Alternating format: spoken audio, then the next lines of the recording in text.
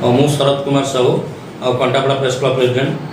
ଭାରତୀୟ ଜନତା ପାର୍ଟିର ନେତା ସେ ନୁହନ୍ତି ପ୍ରଥମ କଥା, କାରଣ ଭାରତୀୟ ଜନତା ପାର୍ଟିର ଯେଉଁମାନେ ନେତା ଅଛନ୍ତି ଆମେ ତାଙ୍କ ସହିତ ଯୋଗାଯୋଗ କରିଥିଲୁ। ସେ କହିଲେ ସେ ଜଣେ ଆମର କର୍ମୀ, ସେ ଆମର କୌଣସି ପଦପଦବୀରେ ନାହାନ୍ତି, ତାଙ୍କୁ ମଣ୍ଡଳ ସଭାପତି ଚାହିଁଲେ ବି କାଢ଼ି ଦେଇପାରିବୁ ତାଙ୍କ କାର୍ଯ୍ୟକଳାପ ନେଇ। ସେ ଡାଇରେକ୍ଟ କହିଛନ୍ତି, ମୁଁ ନିଜେ ବ୍ୟକ୍ତିଗତ ଭାବରେ ଭେଟିଥିଲି ତାଙ୍କ ଇଏକୁ, ସେ ମୋତେ କଥା ବି କହିଛନ୍ତି। ବାକି ରହିଲା ସେ ଯେଉଁ ବାଇକ୍ ଦେଇଛନ୍ତି କାଲି, ଯେ ବାଇକ୍ ଦିନ ହେଲା ସେ ବାବୁ କୋଉଠି ଥିଲେ, ଆଜି କାହିଁ ହଠାତ୍ ଆସିକି ବେଲ୍ରେ ଆସିଲା ପରେ ବେଲ୍ ତ ହେଇନାହାନ୍ତି, ସେ ବି ଭୁଲି ଯାଉଛନ୍ତି ଯେ ଓଡ଼ିଶାର ଉଚ୍ଚତମ ନ୍ୟାୟାଳୟ ଯେଉଁ କଣ୍ଡିସନ୍ ତାଙ୍କୁ ଦେଇଛି ସେ କଣ୍ଡିସନ୍କୁ ସେ ବର୍ତ୍ତମାନ ଉଲ୍ଲଂଘନ କରିସାରିଲେଣି। ଦଙ୍ଗା ସୃଷ୍ଟି କଲା ଭଳିଆ ଭାଷଣ ଦେଉଛନ୍ତି। ସେ ମୁଁ ବାଘ, ମଣିଷ ବାଘ କ'ଣ হয় ସେ ତାଙ୍କର ଜାଣିଥିବେ କେଉଁ ହିସାବରେ ବାଘ ସେ କହୁଛନ୍ତି। ବାଲି ଚୋରି କରୁଥିବା ଦେହରେ ସମ୍ପୃକ୍ତ ଲୋକ ବାଘ ନା ମୂଷା। ବାକି କହୁଛନ୍ତି 20,000 ଟଙ୍କା ଯେଉଁ ବାବୁ ଦେଲେ ସେ 5,000 ଟଙ୍କା ନିଅନ୍ତି, କାହିଁ ନିଅନ୍ତି?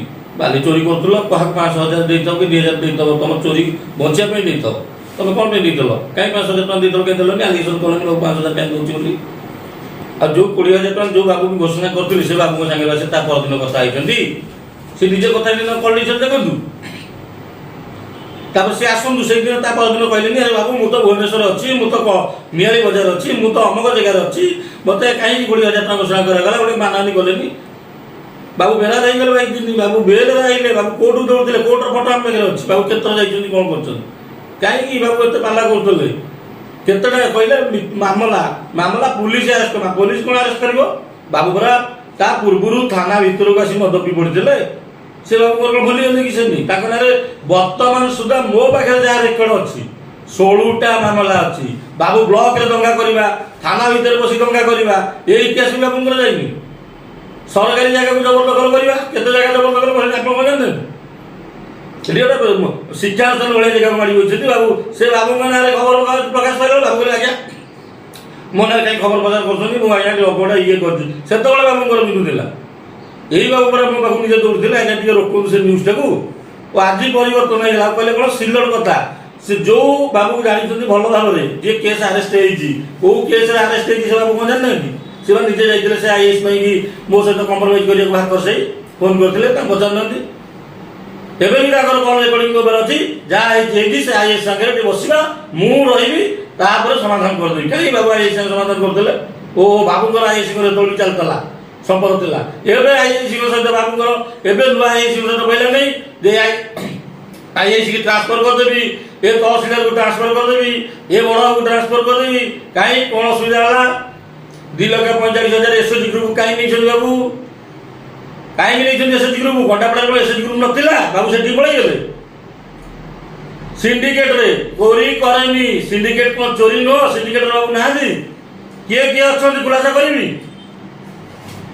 କେତେ ଦିନ କାହା 7,000 ତଳେ ଦେଲେ? ଭୁବନେଶ୍ୱର ଥିଲେ ଯେ କାହା 7,000 ତଳେ ଥିଲେ? କେତେ? ମୁଁ ଦଳକୁ ଆସିଲା ପରେ ଭାରତୀୟ ଜନତା ପାର୍ଟିକି ଜିତେଇ ଦେଲି। ଭାରତୀୟ ଜନତା ପାର୍ଟି 15,000 ଭୋଟ ଜିତାନ୍ତା, ଏ ବାବୁ ଆସିଲା ପରେ 1400 ଭୋଟ ହେଇଗଲା।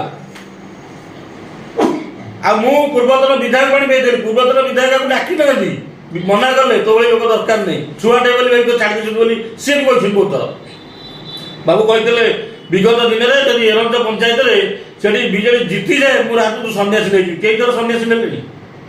ଆରେ ଯାହା କହୁଛ ଭାବିଛନ୍ତି କୁହ, କ୍ୟାମେରାଟା ପାଇଗଲ, ବୁମ୍ଟେ ପାଇଗଲ, ଯେ ଗପ ଗପି ଦେବାଟା ସମୟ ପଡ଼ୁନି। ତ ନିଜ ପରିବାରକୁ ତମେ ଟାଉଟରି କରୁଛ, ଚୋରି କରନି ପ୍ରମାଣ ଦେଲି, ନାରୀ କରନି ଛାଡ଼, ସେଗୁଡ଼ାକୁ ଯାଏନି ମୁଁ ସେ ନାରୀ ପାରି ଧନ୍ଦାରେ। ବାବୁ ବି ବହୁତ ଗପନ୍ତି ଆମ ବିରୁଦ୍ଧରେ, ନାରୀ ତ ବହୁତ ନାରୀ ଧରିଛନ୍ତି, କିଏ କ'ଣ ନାରୀ ଧରିଛନ୍ତି ଆମେ ରଖିଛୁ, କିଏ ରଖିଛୁ ସେ ନାରୀଙ୍କ କଥା, ନାରୀ ମା ସମ୍ମାନ, ଆମେ କାହାକୁ ନାରୀ ବିଷୟରେ କହିବାକୁ ଚାହୁଁନି। ଚୋରି ନାରୀ କଥାକୁ ଛାଡ଼ି ଦିଅ, ଆଉ ଗୋଟେ ହେଲେ ଟାଉଟରି କରିବା, ଧପ୍ପବାଜ କରିବା। ଧପ୍ପାବାଜ ନିଜ ପରିବାରରେ କରିଛନ୍ତି, ନିଜେ ବୁଝନ୍ତୁ, ନିଜ ପରିବାରରେ କରିଛନ୍ତି, ପ୍ରମାଣ ମୋ ପାଖରେ ଅଛି। ସେ ନିଜ ପରିବାରକୁ ଛାଡ଼ିଛନ୍ତି, ବାହାରକୁ କ'ଣ ଛାଡ଼ିବେ?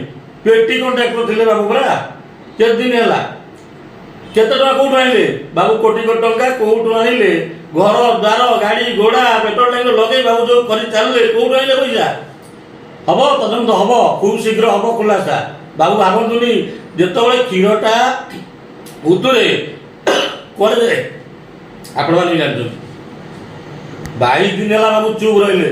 ଆରେ ସେଦିନ ରାତି ଘଟଣା 2 ଘଣ୍ଟା କାଳ ବାବୁ ରହିଲେ, କଟକ ରହିଲେ। ଲୋକ ପବ୍ଲିକ କହିଲେ ପଛୁଆ ଯିବୁ, ବାବୁ ବି ପଛୁଆ ଗଲେ। ବାବୁଙ୍କର ସେ ନିଶା ଛାଡ଼ିଗଲା। ଆଜି ପୁଣି 20-22 ଦିନ ପରେ ବାବୁ ଆସିକି ପୁନରାରମ୍ଭ କରିଦେବେ। ଏବେ ରାଲିଘାଟ ଚଲେଇବା ପାଇଁ ବାବୁ 2 କୋଟି ଟଙ୍କାର କାମ ଦେଇଛନ୍ତି ସେଠି। 1,30,00,000 ଡିପୋଜିଟ୍ କରି ରାଲିଘାଟ ଚଲେଇବେ। ମୁଁ ଆପଣଙ୍କୁ ଆଜି କହୁଛି ଲେଖିକି ରଖ। ଫେରେ ମୋତେ ଗୋଟେ ରାତିରେ ଧମକ ଦେଲେ, ତମେ ଧମକ ଦେଲେ କଣ୍ଟାପଡ଼ାରୁ ତଡ଼ା ଖାଇକି ଆସିଛ, ନିଆଳିରେ ଏବେ ସାମ୍ବାଦିକ କରୁଛ। ସେ ବାବୁଙ୍କ କଥାକୁ ମୁଁ ଅକ୍ଷର ଅକ୍ଷର ଗ୍ରହଣ କରିଛି। ମୁଁ ତଡ଼ା ଖାଇ ଆସିଛି କି କଣ୍ଟାପଡ଼ାରେ କାର୍ଯ୍ୟାଳୟ ଖୋଲି ବସିଛି, ସେ ବାବୁ ଆସି ଦେଖି ଯାଆନ୍ତୁ। ତାଙ୍କରି ଦଳୀୟ ଲୋକ କ'ଣ କହୁଛନ୍ତି ଦେଖିକି ଯାଆନ୍ତୁ ଯେ ମୁଁ ତଡ଼ା ଖାଇକି ଆସିଥିଲି କି ସେଠି ଅଛି।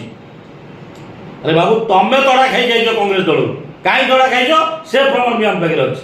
ତମେ କଂଗ୍ରେସ ଦଳ ଏଠି ଭୋଟ କ'ଣ କରୁଥିଲ, ତମେ କେମିତି ପ୍ଲାନ୍ ପ୍ରୋଗ୍ରାମ କରିକି ଗୋଟେ ବିଧାୟକ ପ୍ରାର୍ଥୀ କାଟିଦେଲ ତା ଭୋଟ ଲିଷ୍ଟକୁ, ତା ପରିବାରକୁ ଲୋକ ଆଶା କରେଇଦେଲ। ତମେ ହିଁ କରିଛ। ତମର ଦଳ ଲୋକ କହୁଥିଲେ ଯେ ତମେ ତମର କଂଗ୍ରେସ ଦଳରେ ଥିଲ। ତମର ଏପର୍ଯ୍ୟନ୍ତ ସୋସିଆଲ ମିଡ଼ିଆରେ ଫେସବୁକରେ ତମେ କଂଗ୍ରେସ ଦଳ ପ୍ରଚାର କରୁଛ। ଏବେ ତମେ ଏଇ କେସ୍ରୁ ବଞ୍ଚିବା ପାଇଁ କଂଗ୍ରେସର ଗୋଟେ ଆଗ ଧାଡ଼ିର ପିଲାକୁ ତମେ ପୁଣି ନିଜ ଦଳକୁ ନେଇକି ସାହାରା ବନେଇଛ। ତମେ ନିଜେ ବାଇଗା ପୂର୍ବରାଗ ଭାବ। ତମେ ଦଳକୁ ଆସିଛ ବିଜେପି ଦଳକୁ, ଯିଏ ବିଧାୟକ ଅଛନ୍ତି ତାକୁ କିଭଳି ସହଯୋଗ କର, କାମ କର। ଏ ଲୋକଙ୍କ ସାଙ୍ଗରେ ଲଢ଼ିଆ ବ୍ୟବସ୍ଥା କରନି। ଆଉ ଲୋକ ଲଢ଼ିଲେ ତାର ପଞ୍ଚାୟତ ଇଲେକ୍ସନ ବି ଆଗକୁ ଅଛି।